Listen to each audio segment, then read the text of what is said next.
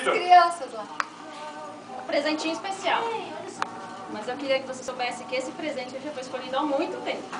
Não foi escolhido essa semana, não foi escolhido no mês passado. Era um presente que já estava guardado para você. E talvez muita gente não sabe, assim, então eu vou te fazer 3 perguntinhas. Aí você responde para todo mundo.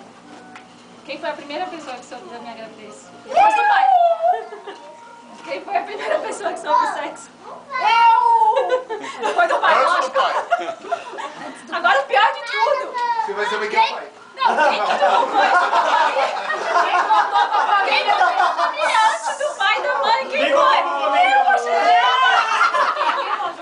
Contou aquele Mesmo que assim, você cria. desconfiou que tinha um presentinho. Então... Esse é o seu presentinho.